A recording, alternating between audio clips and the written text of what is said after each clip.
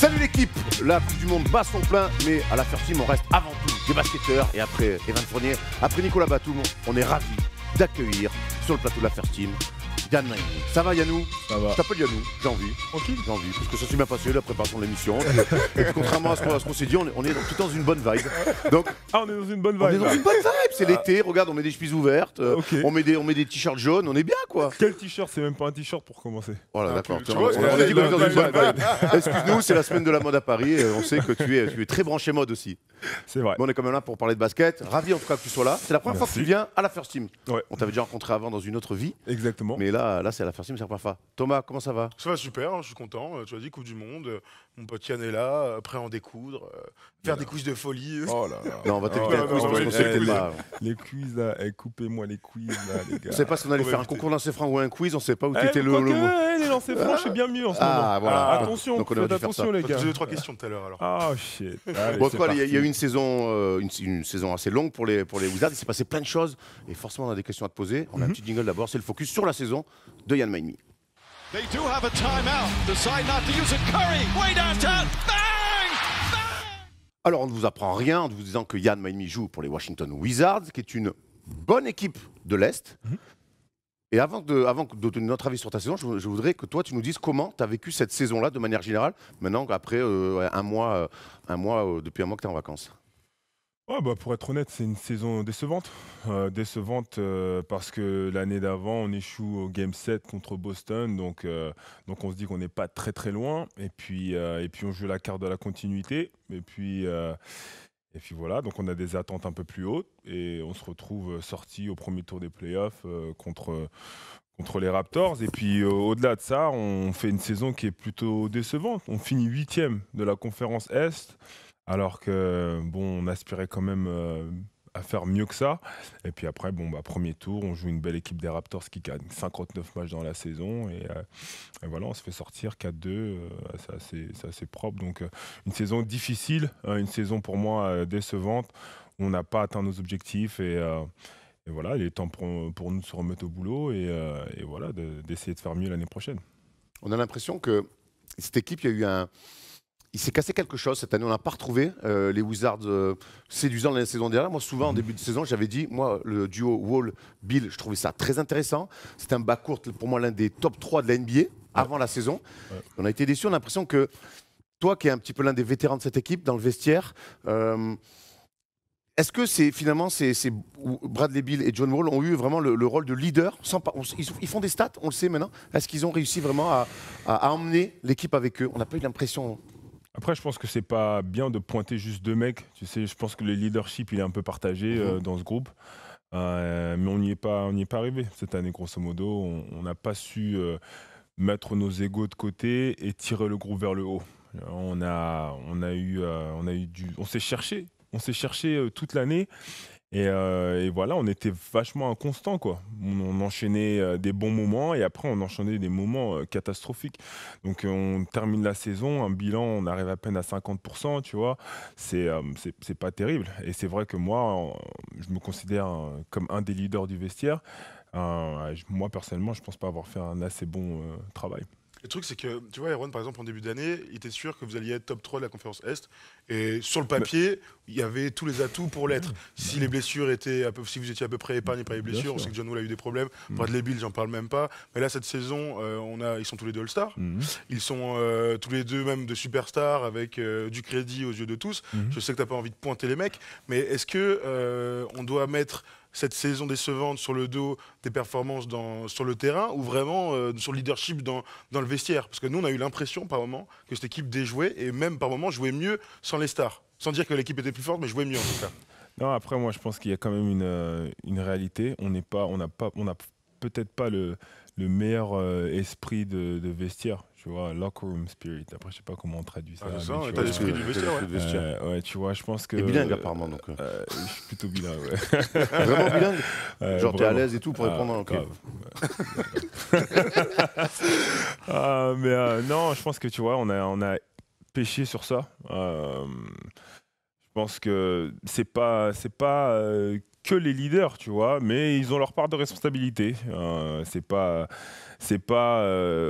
que, c'est aussi les coachs, c'est aussi, je pense que c'est tout. Je pense qu'on a tous échoué cette saison. C'est pas faute d'avoir essayé, tu vois, mais on a tous échoué. Et ça, je pense que c'est important pour nous les joueurs et surtout les cadres de se regarder dans le miroir et de se dire vraiment, cette saison, est-ce que j'ai fait le taf? Est-ce que j'ai été un bon leader? Et moi, personnellement, je tire vraiment qu'un point positif de cette saison, c'est le fait que j'ai pu jouer 77 matchs par une saison presque sans bobo, quoi, sans blessure.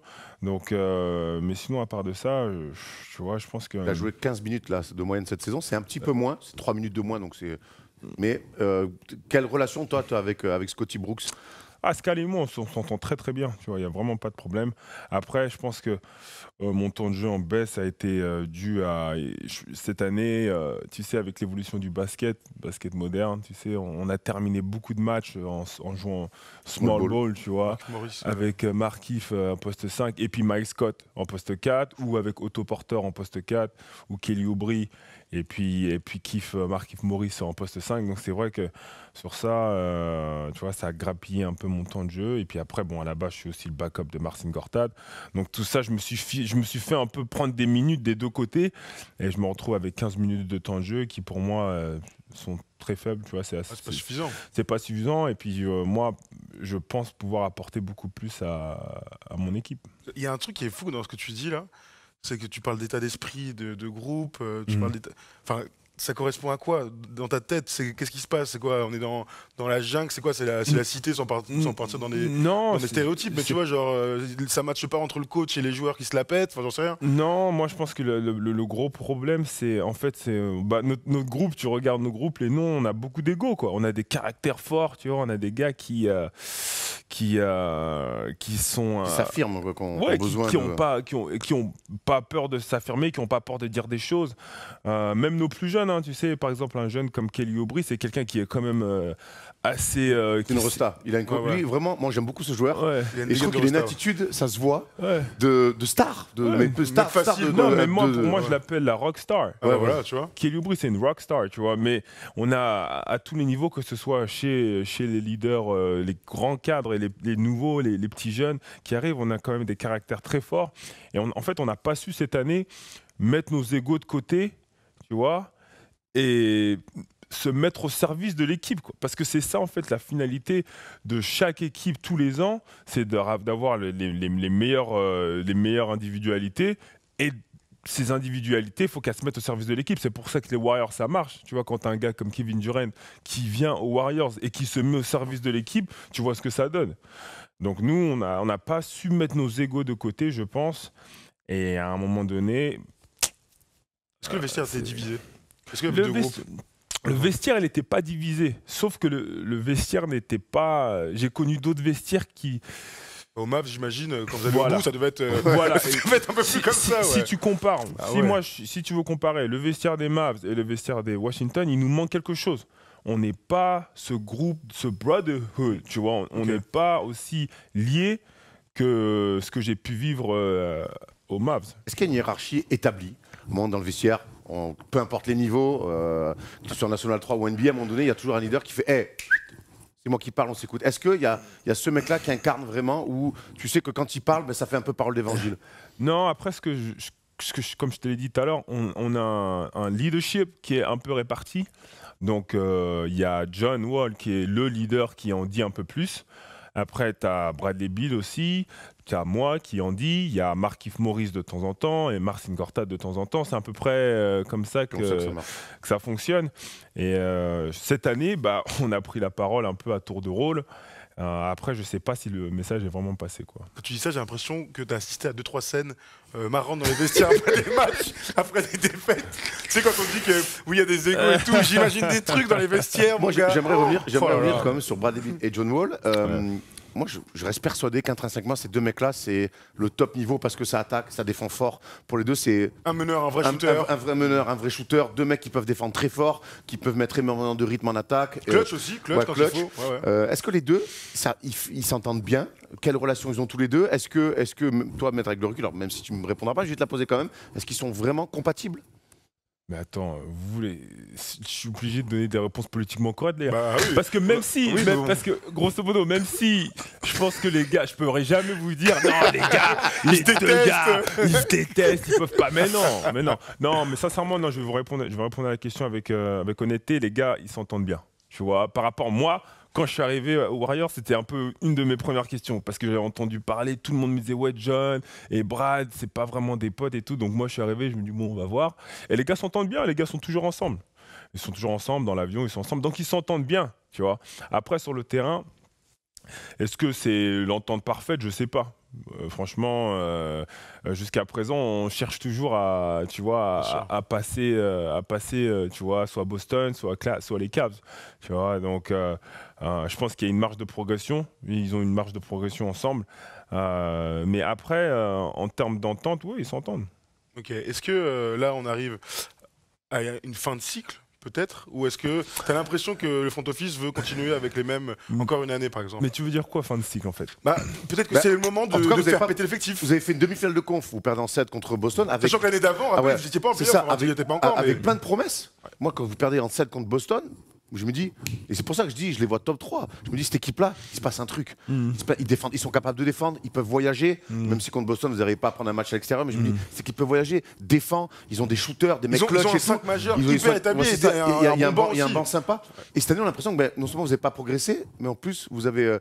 Il y a presque un peu une régression avec les mêmes mecs. Et c'est peut-être en ça que Thomas parle éventuellement d'une fin de cycle. Ouais. Après, C'est dur, vrai. hein, mais- Non, mais vu comme ça, c'est vrai. Tu vois, peut-être on arrive en fin de cycle, peut-être faut faire du changement. On a besoin de changement, tu vois. Mais après, c'est dur pour moi en tant que Oui, en tant que joueur. tu vois. Bien sûr. Surtout que moi, je suis le genre de gars qui j'abandonne jamais, quoi.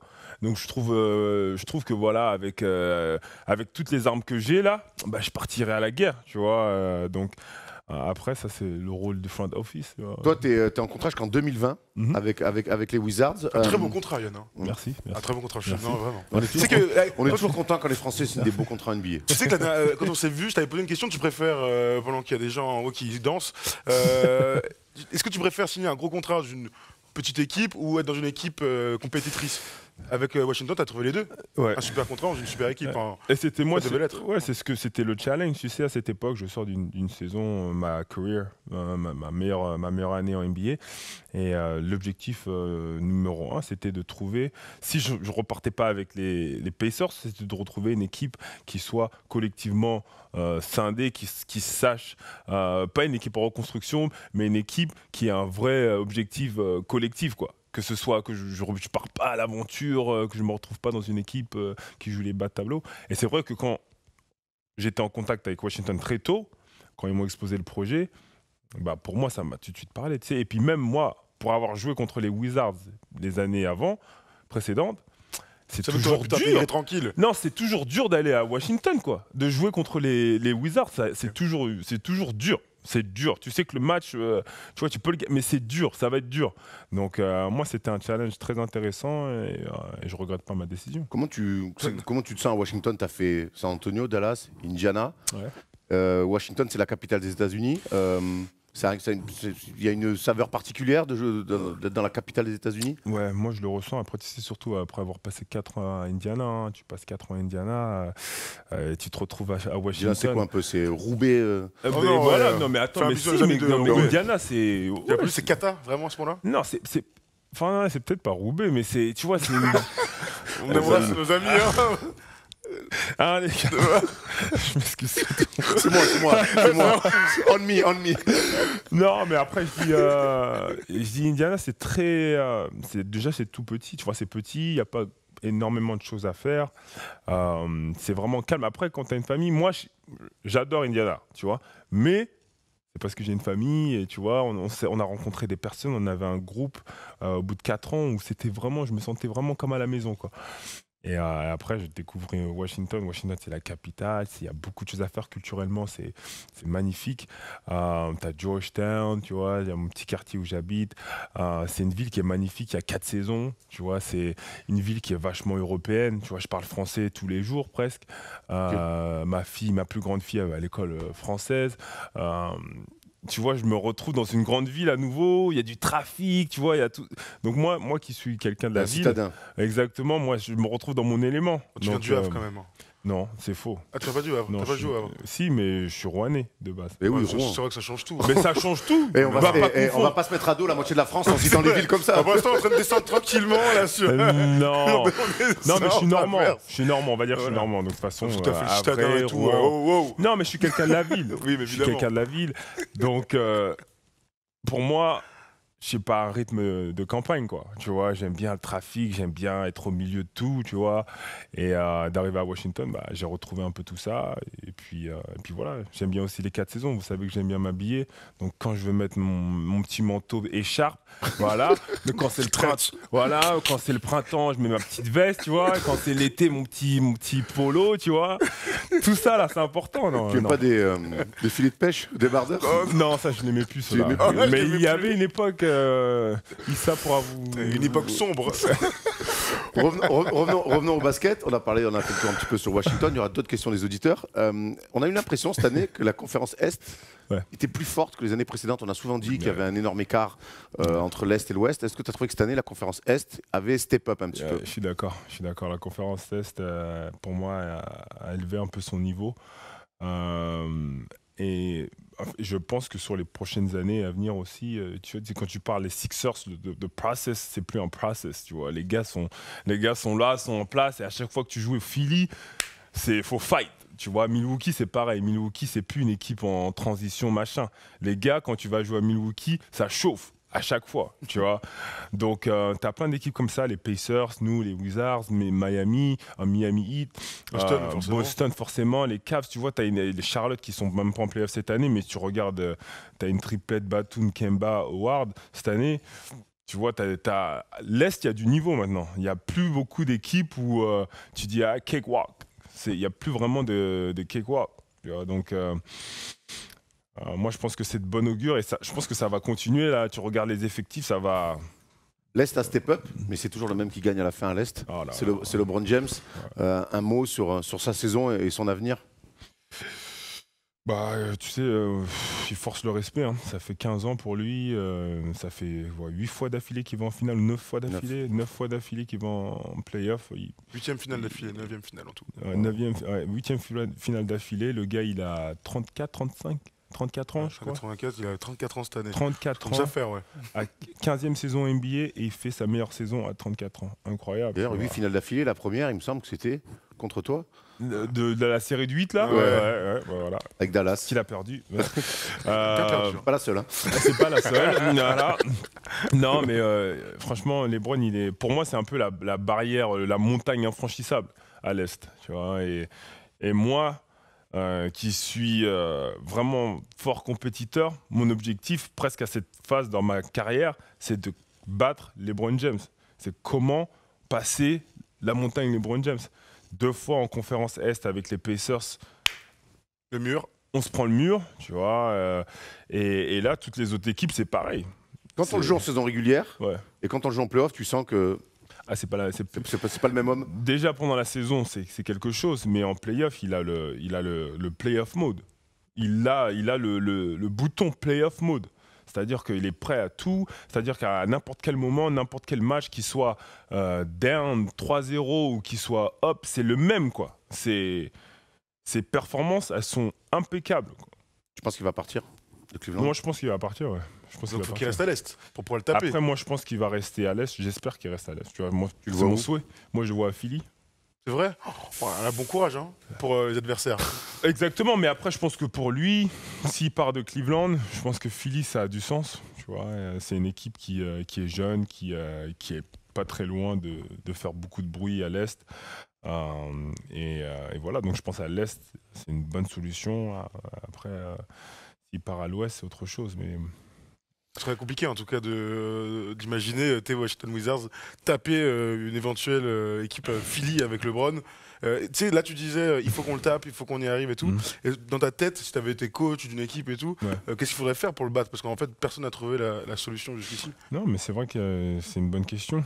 Je pense qu'à l'Ouest, tous les coachs et GM, ils se posent tous la même question, comment battre les Warriors? Et nous, à l'Est, c'est plus comment battre les Browns, quoi, tu vois. Mais écoute, moi, je pense qu'on n'est pas si loin. Enfin, cette année, on n'a pas été bon. Mais si tu prends notre effectif, les Washington Wizards 2015-2016, et franchement, on était franchement pas si loin que ça. J'aurais aimé jouer les Cavs en finale de conférence. On était franchement, parce qu'on a un peu tout, tu vois, on match-up. Même pendant la saison, là, cette année, quand on joue les Cavs, c'est différent. Je crois qu'on est des mecs à opposer en même temps. Exactement. Je pense qu'on finit la saison à 2-2, tu vois. Mais je te dis, pour certaines raisons, notre équipe des Wizards, elle match-up bien avec l'équipe des Cavs. D'accord. Je voulais dire quelque chose qui non, je voulais rester un petit peu encore sur LeBron et ça m'a complètement échappé. C'est pas grave, alors on peut autant parler de l'équipe de France parce que moi ça m'intéresse. Alors je sais que tu en as déjà parlé pas mal ces derniers temps. En fait, j'aimerais que tu nous répètes quelque part que l'équipe de France pour toi, je sais pas si c'est encore dans ta tête ou si tu y penses, mais est-ce que c'est encore un objectif? C'est une relation compliquée quand même. Ça c'est sûr. Ouais, c'est super compliqué, mais après tu vois, c'est pas. Bon, premièrement, pour clarifier les choses, j'ai pas pris ma retraite internationale. Je suis toujours. T'es prêt à y aller, quoi, si on t'appelle? Bah, si on m'appelle, j'irai. Après, est-ce que j'y pense?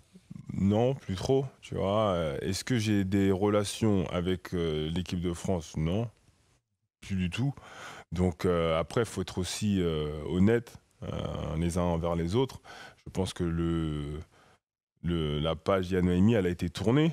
Tu vois, et comme je l'ai répété à maintes et maintes fois, l'équipe de France, c'est un cadre un peu différent. C'est-à-dire que avec ou sans toi, l'équipe de France, elle avancera. Il y aura toujours des petits jeunes français qui vont pousser et voilà, qui seront prêts à jouer.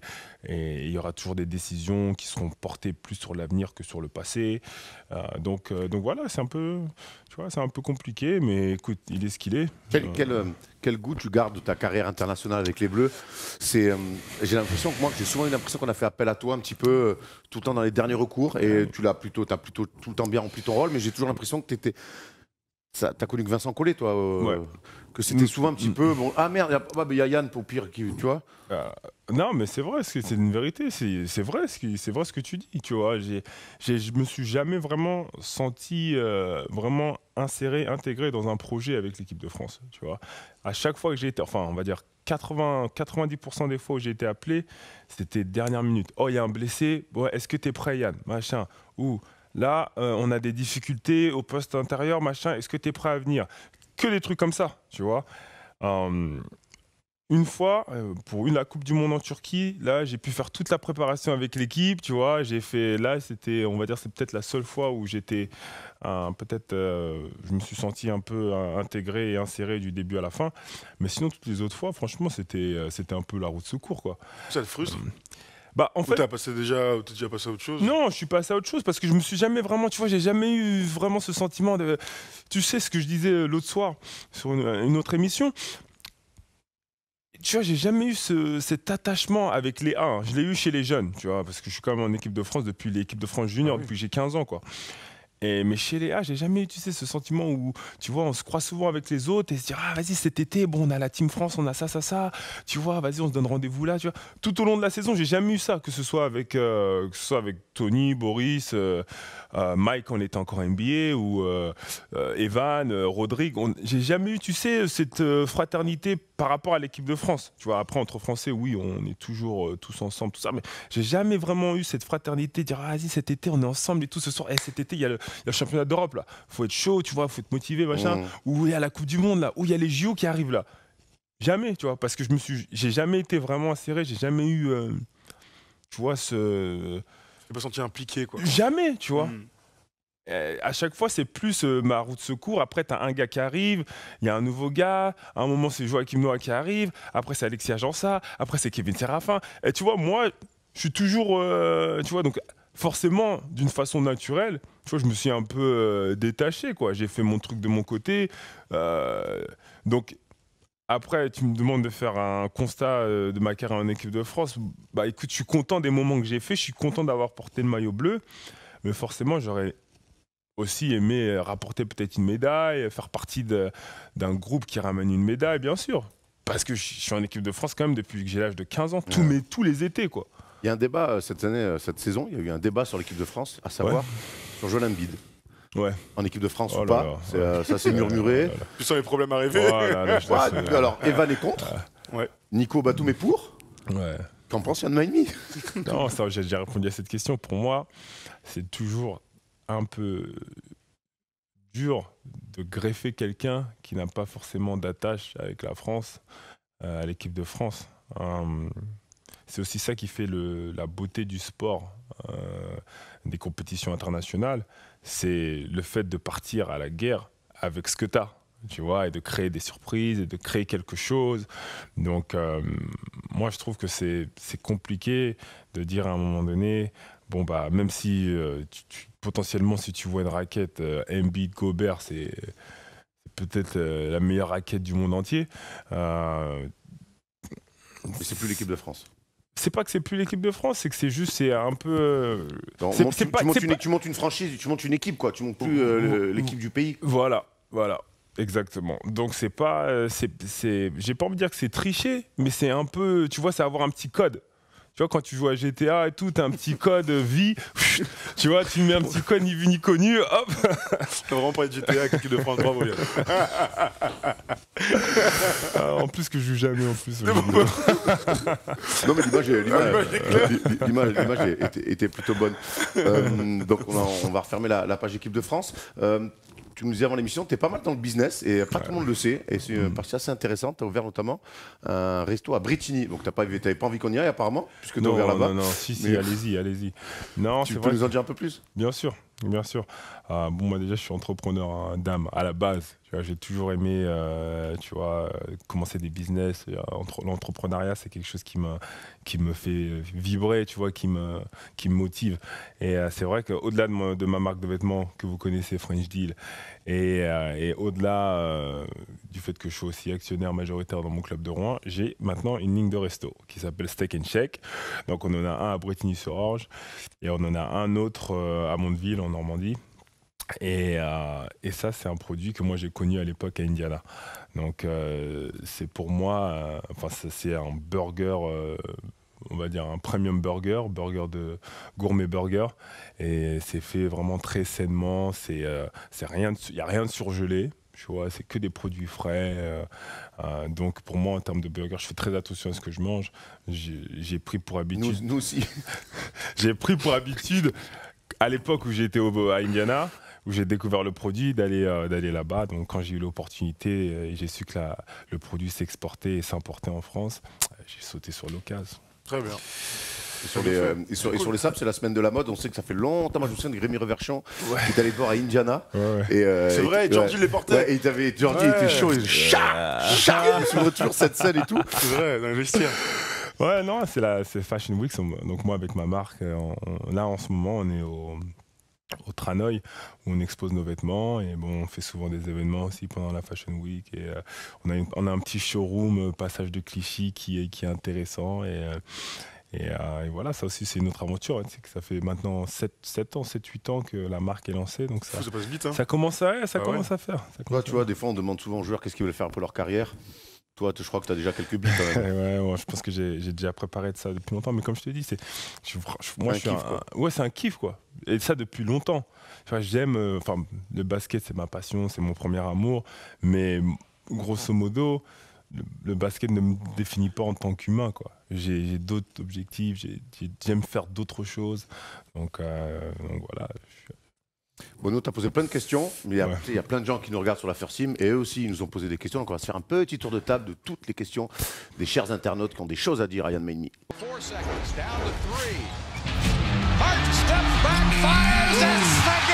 Vous en avez l'habitude maintenant, les questions des auditeurs à notre invité. Et Tom, on va commencer. C'est toi qui prends la main d'ailleurs là-dessus. Alors, Ouais, bon c'est parti. Allez, vas-y, envoie Polo. Il y a une dizaine de questions. C'était sur les réseaux sociaux. Pardon, c'est Maxandre Mara qui dit bonjour Yann. Est-ce que la blessure de John Wall a vraiment modifié votre jeu et penses-tu qu'un jour tu quitteras les Washington Wizards pour aller dans une autre équipe? Bon, on va te laisser sur la deuxième question, mais la blessure de John Wall a complètement motivé votre jeu, c'est vrai. Il y a quelque chose qui me dérange sur John là. Pourquoi Ouais, ça c'est oui, manifestement pas- parce que le H, normalement, il est après Il le est écrit comme John Rachid. Ouais, un peu comme John Rachid, exactement. Du coup, on se souvient, quand on pense à cette saison, que John Wall a été blessé et que vous avez quelque part mieux joué en équipe. Ouais. En Ouais, équipe. non, je pense que tu sais, c'est dans des moments comme ça, il y a souvent dans les équipes des moments où la superstar se blesse et c'est révélateur en fait pour le groupe. Tu vois, donc parce que ça donne une opportunité à d'autres personnes de step up, comme on dit dans le jargon américain. On dit 8 fois par émission. Bon, donc on a vu t'inquiète. Marcin Gortat faire des déclarations très bizarres pendant cette période-là où vous jouiez sans John Wall en disant que tiens, ça joue mieux, guess what, on se passe la balle et tout. Ça a été pris comment dans le vestiaire ça? Moi, je pense que ça a été un peu sorti du contexte. Lui, il nous l'a dit, on a eu une discussion par rapport à ça, ça a été un peu sorti du contexte. Lui, il n'a pas. La façon dont il l'a dit, c'était pas un chat à John Wall, tu vois. C'était juste que voilà, à un moment donné, c'est vrai que au-delà du fait que John ne jouait pas, on jouait bien au basket, on se passait bien la balle. Je pense qu'on on a fait beaucoup de matchs à 30 passes d'ess par match, donc on jouait bien au basket. Après, est-ce que c'est parce que John il est pas là? Je pense pas. C'est juste que à un moment donné, on s'est dit, écoute, notre superstar n'est pas là. Si on se met pas tous ensemble, si on joue pas au basket de la meilleure des façons, on va perdre. On va perdre nos objectifs de faire les playoffs. Donc on était en danger, on était en réel danger. C'était mi-saison. Et voilà, les gars, ils ont step up. Thomas Satoransky, Bradley Beal. Ce qui est incroyable. ouais. Une fois arrivé dans le 5 majeur, il a été très très fort. Il a été très bon. Tout le monde a step up. Mike Scott, tu vois. Donc ça a été un peu révélateur pour le groupe et je pense que ça a révélé quelques personnes aussi et c'est bien, tu vois, c'est important, c'est sain, tu vois, dans la vie d'une équipe, dans la vie d'un groupe, d'avoir des moments où ok, next man up. Tu vois, il y a des blessures, mais c'est pas grave en soi. Tu peux quand même gagner des matchs. Tu le vois dans les grosses équipes. C'est pas parce qu'il y a un blessé ou il y a une superstar qui est blessée que la vie s'arrête. Après, bon, si c'est en playoff, c'est une autre affaire. Mais pendant la saison régulière, je pense que c'est sain, c'est bien. C'est bien de pouvoir. Ça montre que tu as dans le bide un peu aussi. Exactement. Ça te donne des opportunités. Et nous, les joueurs NBA, tout le monde le sait, on ne vit que pour ça. Clairement. Est-ce que quand John Wall est revenu, il est revenu de sa blessure, est-ce qu'il, dans son état d'esprit, tu avais senti à ce moment-là qu'il avait voulu s'inscrire dans une équipe qui marchait bien à ce moment-là, ou est-ce qu'il est revenu en leader, je vais jouer mon game et on va redevenir ce qu'on était avant? Non, je pense qu'il est revenu avec une mentalité un peu différente. Parce qu'il nous l'a dit, franchement, moi j'ai été agréablement surpris du niveau que vous avez affiché pendant mon absence. Et voilà, moi je reviens et je vais essayer d'apporter ma pierre à l'édifice. Donc on a eu une discussion à son retour et il a été... pour moi, il m'a un peu surpris et il a essayé de s'inscrire un peu dans la continuité de ce qu'on a pu faire pendant son absence. D'accord. Vous avez mieux fini la saison régulière d'ailleurs. Ouais. Malgré la défaite contre Orlando, le dernier match, là, je l'ai encore entre la gorge. Tu m'étonnes. On enchaîne sur une autre question, je crois que c'est sur Marcin Gortat. Et Aaron en parlait un petit peu, c'est Yacoub qui nous disait ça. Marcin Gortat, il a l'air très insolent dans les médias, notamment par rapport à l'équipe, ses coéquipiers, etc. Avec des déclarations inappropriées, comment se comporte-t-il au quotidien aux entraînements, pendant les voyages, dans l'avion, blablabla et tout ça? Non mais Marcin, c'est incroyable parce que voilà, avec tout ce qu'il dit dans la presse, en fait, la presse est son pire ennemi. Passe pour un bad guy alors que c'est pas du tout ça? C'est pas du tout ça, quoi. Tu vois, le gars, dans la vie de tous les jours, il est cool, tu vois, c'est le genre de gars qui, vous voulez aller manger, venez, on va manger au resto, tout ça. Ou quand on va à Orlando, il a sa maison, vous venez à la maison, tu vois, il est cool, quoi, le gars. Mais à force de sortir, tu vois, année après année, tu sais, parce que cette année, il y a eu des trucs, oui, dans la presse, mais ça s'est passé aussi les années précédentes. Et à force de dire, tu vois, d'avoir des petits moments comme ça à chaud sur les réseaux sociaux, il se crée un peu cette image qui n'est pas forcément celle du mec, quoi. Il a dit qu'il était partant. Il se sent, enfin, il est sur la sellette dans l'équipe. Il lui reste un an de contrat. Il y a plein d'équipes qui voudront sûrement le signer. Du coup, s'il n'y a pas de pivot qui arrive, c'est toi qui vas être dans le 5. Ah, écoute, s'il part, oui. Tu le sens bien quand même. La dernière saison où tu étais starter, c'était en 2015-2016. Tu fais 9 points, tu fais plus de 9 points et 7 rebonds. Et c'était ta meilleure saison du coup. Ta meilleure saison avec Indiana, juste avant que tu partes à Washington. Il y a quand même des mecs autour qui peuvent mettre des paniers. Et c'est plutôt dans le small ball où on jouerait plus qu'à un grand. Ça peut être intéressant, c'est pour toi. Bien sûr, ça peut être intéressant de starter pour les Wizards, c'est forcément. Par contre, juste pour revenir sur Marcin Gortat, tu lui as dit vraiment que son tatouage Jordan sur le mollet c'était abusé. Il est 4 à celui-là. Franchement, moi, je le vois même plus, quoi. Je le vois même moi, je plus, vois le que ça. truc. C'est le genre de truc que tu fais à 15-16 ans, tu regardes toute ta vie là. Il est incroyable celui-là. Vous le chambrez un peu là-dessus ou pas? Non, mais bien sûr qu'il se fait charrier sur ça. Bah bien sûr. Je vais pas le cacher. Bah oui, il se fait charrier. Après, il est mauvais à prendre à la tape aussi, je pense. Donc faut pas trop le charrier non plus. Ouais. Non, mais Le polish hammer. grave. Non, mais après, tu vois, il est pas. C'est pas quelqu'un de trop sensible. Je pense qu'il, tu vois, tu peux le Il a de charrier. l'autodérision. Ouais. Ça se voit. Il est intelligent en plus. Enfin, Ouais. tu vois, comme gars, Ouais. plutôt cool. Ok. Ah, par contre, on me dit souvent, alors ça, faudrait arrêter. Souvent, on me dit que je lui ressemble. Tu peux dire que non? Si tu as un petit. Ah, si, t'as un petit comment terme. Yann? Non, merde, putain. En plus, j'ai un logo de Jordan sur le mollet aussi. Ah, tu le ressembles un Oh peu. my en god, plus. tu sais qu'il a un truc sur le mollet aussi. Hein. Non, Mais pas c'est un Jordan logo, quand même. Non, un logo Puma par contre. On a fait Tu une émission t'es la mis le semaine truc. dernière parce que le Puma revient. Ouais. Il déteste Puma, je sais pas pourquoi. Ah, Donc, je dis tu que vois, Puma, c'était pas fait pour le basket. Ça me parlait pas basket. Tu sais, franchement, moi aussi, je suis curieux de voir. Je suis curieux de voir ce qu'ils vont Ils ont signé faire. des mecs en tout cas. Ah, mais attends, là, ils ont deux C'est gros du stars, lourd. là. C'est du super lourd, là. Bah ouais. Ah, mais j'attends de voir la paire de Puma. Il y en a une qui est basket, sortie, là. alors, tu l'as pas vu, dommage, on pourrait la remettre en post-prod pour que les gens la voient, mais il y a une paire qui est sortie et elle est très sobre. Allez, ça Elle est très sobre. Alors il y a un coloris orange kata, mais Rudy Gay qui a signé Ouais. a fait un entraînement avec des chaussures noires et juste le logo. Ah ouais. Comme ça, et moi, de mon avis, ça passe. Ça Erwan déteste, mais moi je dis que Je sais ça pas, passe. mais moi, Puma, c'est pas basket. Moi, je me souviens que Carter a commencé sa carrière avec ça, c'était pas top. Dans les années 80, ça jouait avec. Tu sais, c'est comme les Asics à l'époque, tu vois, ça veut rien dire quoi. Cher Azix, non Ah non, c'est un pour moi, truc c'est de pareil. d'athlète. Puma, c'est au-dessus, quand Toi, même. tu es chez Nike, tu joues Ouais, avec je Nike. suis chez Nike. Tu devrais jouer en Puma? Non. Pour 10 millions la saison Ouh. Merci. Stock. Ah, je pose des questions. Parce que je pense que tous les mecs qui ont signé, ils se sont pas dit je vais aller chez Puma, ça va être lourd. Ils ont vu le truc, ils ont fait je peux pas refuser. hein. Ouais, mais attention, quand même, Puma en streetwear, c'est lourd. Ah, bien oui. sûr. Mais oui, Ils ont des donc- vrais gars en donc- plus. mais hein, attends, Rihanna et tout, Voilà. Donc après, Ouais. bon, il y a ok les chaussures que tu mets en match, mais après il y a aussi tout le streetwear. Moi, je trouve que c'est super important. Ouais, et ouais, c'est pour c'est ça que je suis un grand Nike parce que je kiffe C'est vrai, le Nike. lifestyle. Ouais, exactement. Bon, comme on parle de Puma, on fait un bisou à Selena Gomez. On n'oublie jamais que Selena fait kiffer la France entière. On enchaîne avec une troisième question, s'il vous plaît. Troisième question, mon cher Polo. Regarde, c'est Charlotte Hornets France et Wizards qui se répondent. Penses-tu que Washington peut encore franchir un cap avec l'effectif actuel? Il y a Wizards France qui dit non. Non. Point. Bah, félicitations Wizards France. Le JM voulait prendre la place de Ernie Grandfield, le JM des Wizards. Mais non, comme je vous l'ai dit, moi je suis un gars qui part à la guerre. Je suis un guerrier. Donc si c'est l'équipe reste inchangée, et ben bien sûr qu'on a encore une chance. Ça veut dire quoi ça? C'est vrai. Ouais, simple et efficace. Quatrième question, mon cher Polo, vas-y, envoie. Alors, on a découvert, enfin, on a su cette semaine que le match à Londres, ce sera le 17 janvier et que ce serait un Knicks Wizards, donc Frankie Ntilikina contre Yad Maemi, deux Français. C'est une affiche qui t'excite? Oui, bien sûr. Enfin, moi personnellement, je suis juste content d'aller au Global Game. Pour une fois, ça fait un bout de temps que je l'attends. Donc le fait d'y aller, et puis de jouer en plus avec un autre Français, très bien. Même si dernièrement, on ne sait pas trop que moi aussi je suis au game. Comment ça? Non, c'est par rapport à l'équipe de France? Non, c'est pas c'est par rapport parce que tout le monde interroge Franck. Ah ouais, toi. Et donc apparemment moi, non. Bon, pour ceux qui le savent pas, moi aussi je ferai partie du game. Si je suis à Washington, je ferai partie du game aussi. Nous, on sera à Londres et le premier micro qu'on va tendre, ça sera à toi.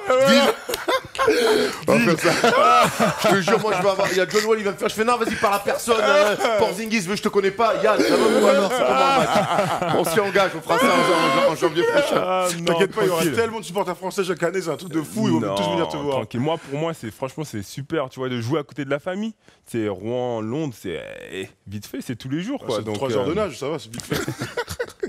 Bon nageur, apparemment. Bon nageur, ouais. Donc non, moi je suis content, tu vois, de faire partie du Global Game à Londres. C'est sympa en plus, franchement. Ça fait sympa. 2 ans c'est qu'on y cool. va et nous, on se marre bien. Les joueurs sont un peu fatigués quand ils arrivent, Ouais, forcément, bon, mais c'est toujours cool de voir tout le monde de très près. On enchaîne avec une 5e question, s'il vous plaît, chers auditeurs.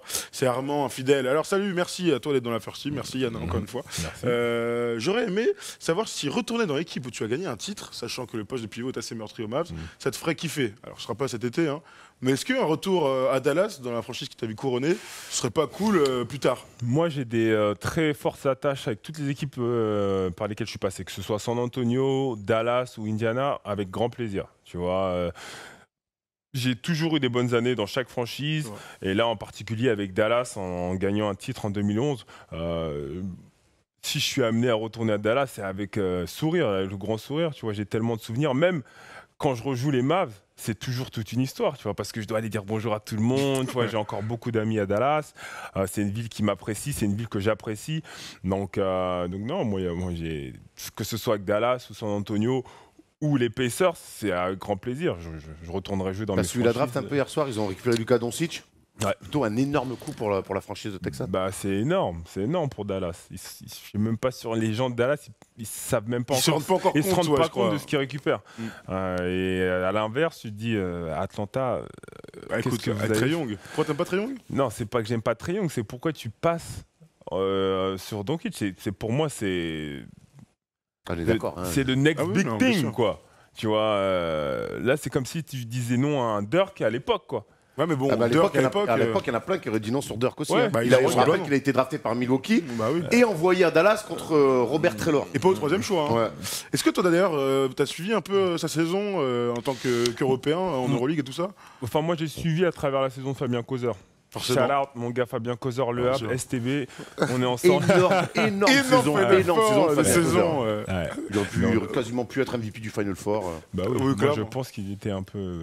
Bon, sur l'ensemble, Oui. il mérite, mais bon. C'est bien, il Fabien. voulait mettre une resta, tu connais. Exactement, Oui, oui, ouais, politiquement correct, on va dire. Bah, tu m'étonnes. Et donc, du coup, est-ce que toi, dans le vestiaire, vous parlez jamais d'Euroleague, de Resta qui peuvent arriver l'année d'après, des jeunes joueurs tout ça Moi, Thomas Satoransky et Marcin Gortat, on en parle beaucoup. Forcément. Vu qu'on est les euros, tu vois. Et c'est vrai que ouais, bah, c'est assez impressionnant. Tu vois. Moi, j'ai suivi plus les highlights que les matchs, tu vois, mais tout ce qu'il montre à son jeune âge, écoute, qu'est-ce que tu veux faire qu'est-ce que tu veux dire de plus? Rien, là, le prendre à la draft. Exactement. Voilà. Pour moi, il était même deuxième, quoi.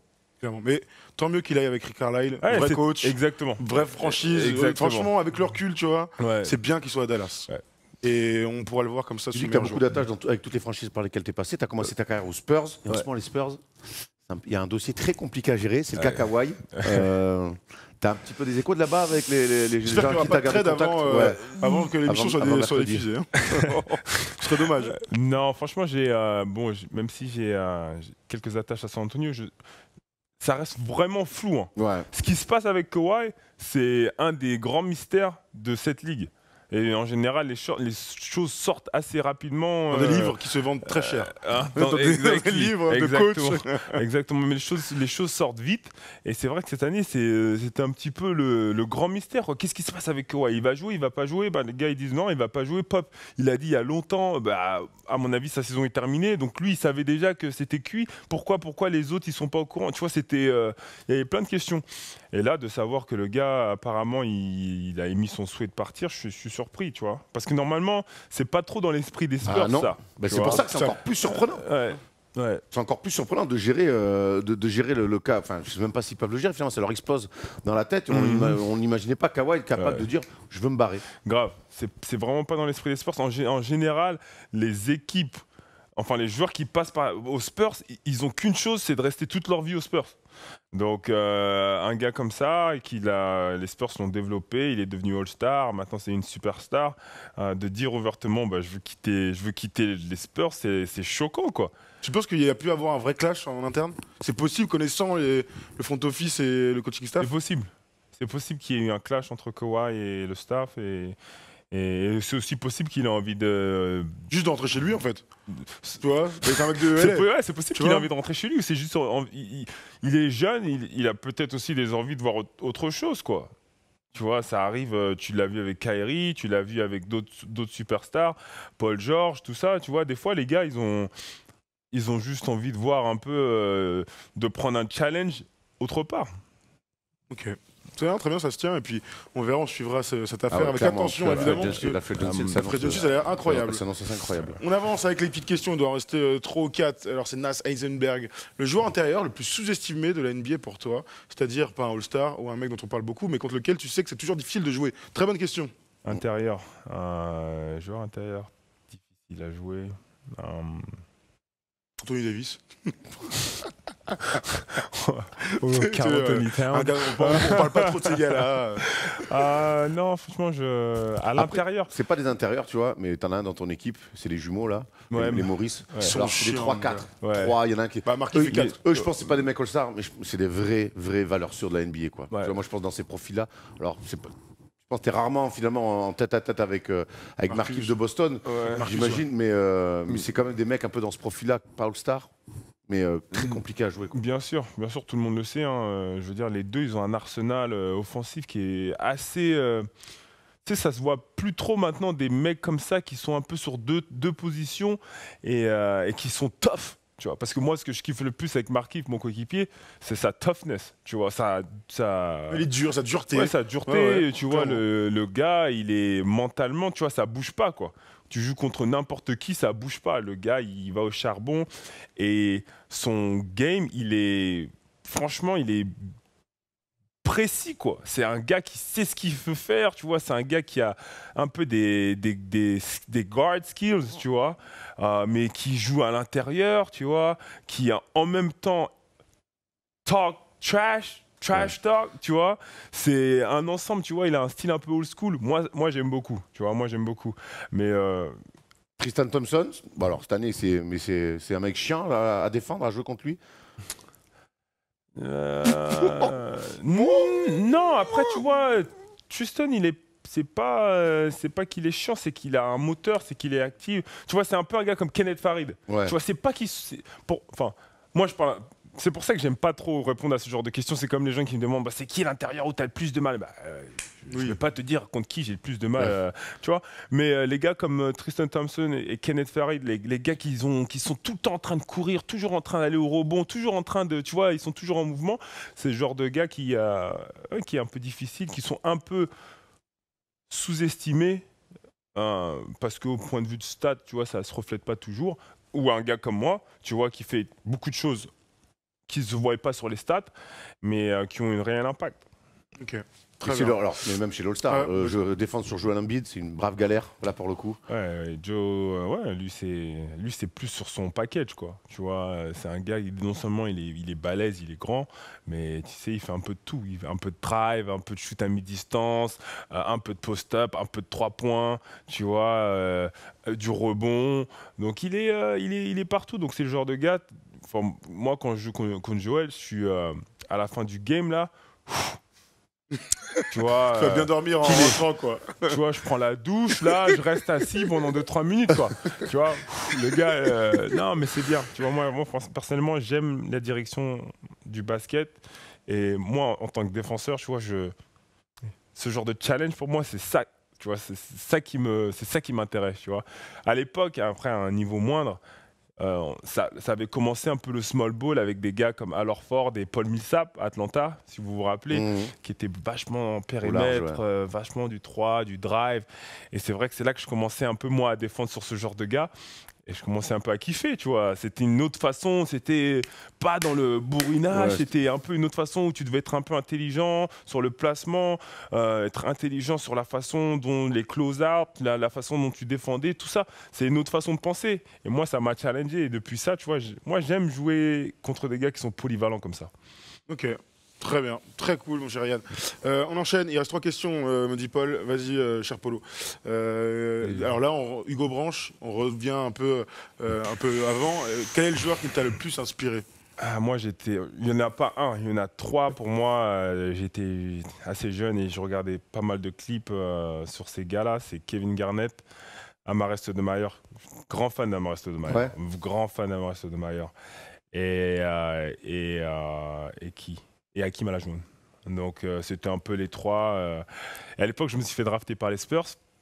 Avant, bon, comme je suis resté en France 2 ans après être drafté, donc les Spurs, ils me demandaient toujours, ouais, toi, t'aimes bien qui? Nous, voilà, nous, on aimerait bien que tu sois un peu dans ce profil.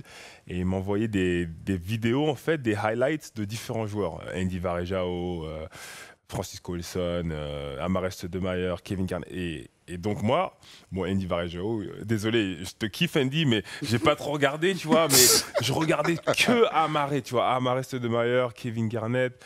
C'est vrai que c'est des gars qui, leur façon de jouer, leur agressivité, tu vois, leur façon de montrer leurs émotions, quoi. Tout ça là, c'était, moi personnellement, c'est eux qui m'ont inspiré.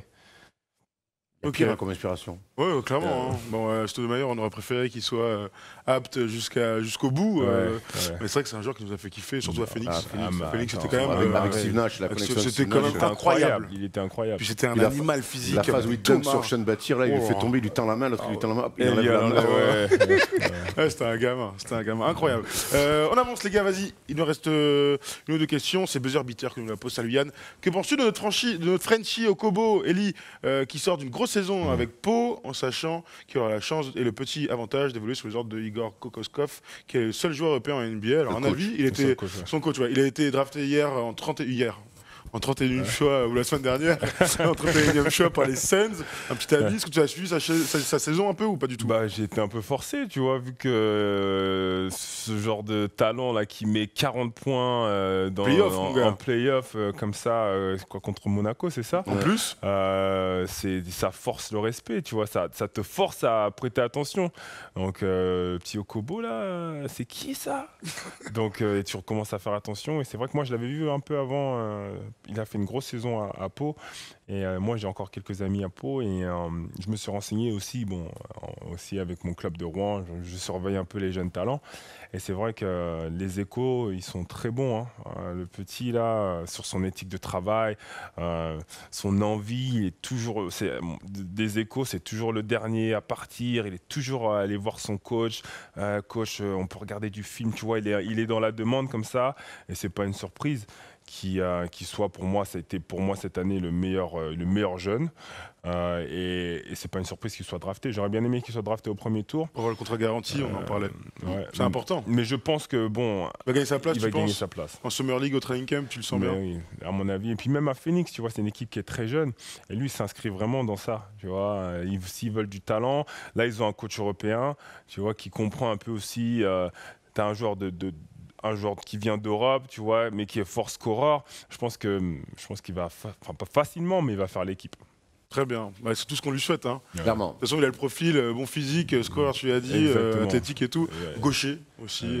Tu sais à quel point on déteste les gauchers tricheurs, évidemment. Ils ont un talent. Ils ont un talent que nous sans travailler. Ils sont travailler. On déteste les gauchers. On déteste les gauchers. C'est la règle. Enfin, une bise à tous les gauchers. Dernière question, mon cher Paul. Allez, vas-y.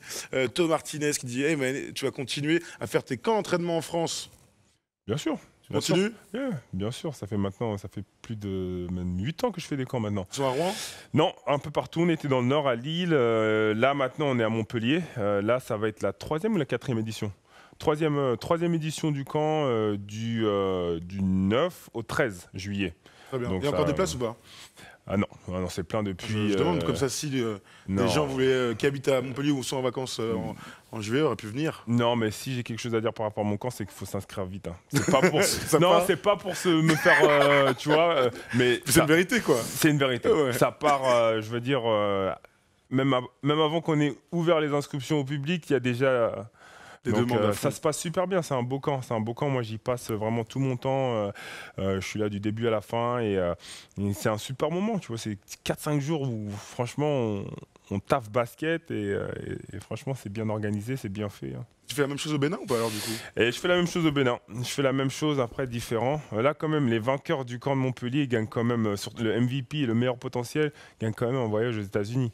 Donc ils viennent me voir. Ils viennent te voir chez toi, ils dorment dans ta chambre d'amis et tout? Non. Mais ils sont accueillis, on passe des moments ensemble, ils viennent chez moi. Ceux qui sont venus cette année, ils viennent chez moi. Tu vois un match? Ils voient un match. Ils voient 2 matchs. Ils voient 2 matchs, je leur mets des petites places courtside. En général, ils viennent au gros match. Là, cette année, ils sont venus voir jouer les Warriors et les Raptors. Tu vois, et donc là, c'est quand même pour des petits, quoi. Tu m'étonnes que ça soit plein. Je viens d'avoir 13 ans, je peux m'inscrire ou pas? Ça va dans la douche ton matin, 13 ans. Non, mais c'est une superbe expérience pour ces jeunes. Et là, j'ai commencé à Cotonou mon camp depuis l'année dernière. Donc là, on vient de finir la 2e édition. Et ça se passe super bien, c'est pareil. J'ai plein de jeunes talents. Et l'objectif, c'est de pouvoir organiser le camp de la même façon que j'organise ceux en France depuis 8 ans. Donc là, on est au début de l'aventure et ça se passe super bien. Et voilà. Très bien. Impeccable, bravo Yann. J'ai envie d'avoir 13 ans de m'inscrire. Bah ouais, c'est clair. Non mais voilà, c'est vrai que c'est cool. Il reste des questions? Non, c'était la dernière. C'est la dernière, cher Erwan. Yann, merci beaucoup. De rien, les gars. Toujours un plaisir de parler avec toi. On pourrait parler 4 heures. Parce que j'aurais voulu te parler des Warriors, j'aurais voulu te parler de James Harden, j'aurais voulu. Mais bon, après, il y a quand même des choses à faire. Et un jour, il faut dormir. Et un jour, il faut dormir. En tout cas, merci beaucoup. On se reverra peut-être l'année prochaine aux États-Unis. Nous aussi, tu sais qu'on a une agence de voyage et qu'on bouge pas mal. Ouais. Donc peut-être qu'on se croisera. On a quand même on vu était à Miami, on t'a vu. Tu sais que tout à l'heure, j'y pensais, on a vu un Miami-Washington. T'avais pas joué, tu revenais de blessure. Vous aviez été dramatique. Vous avez pris 40. Ah, Et carrément. alors, John Wall était pas là, mais vous aviez été nuls. Ah, mec, Ça se c'était souvient pas horrible. celui-là, c'est le dernier à Miami que vous faites. Ah, vous Et étiez là. après, on était là, on c'était était là, Qatar, ouais. c'était Qatar. Mais Vous après, avez moi, j'ai pas pu venir dans les vestiaires de Washington parce que je devais aller tourner des trucs dans les vestiaires de Miami. Mais j'ai dû. la J'étais pas vache. passé faire high. Oh là là, j'étais- Moins 25 à la mi-temps et tout, 4 Ah ans. ouais. Ouais, non, c'était nul. Je me cachais un peu sous le banc. Ouais, tu sais, celui-là. Comme ça, moi, Mais de bon, et tout. on reviendra. Bon, en tout cas, on espère la prochaine te croiser. Au pire, on se verra à Londres. Au pire, Et puis tu reviendras forcément grand plaisir. nous parler d'une meilleure saison avec les Washington Wizards. j'espère. Deal. Deal. Merci Yann. Allez, on se retrouve très vite sur la chaîne YouTube pour du foot, pour du basket, enfin voilà, pour le sport, la vie. Aimons-nous. Aimons-nous. J'aime trop.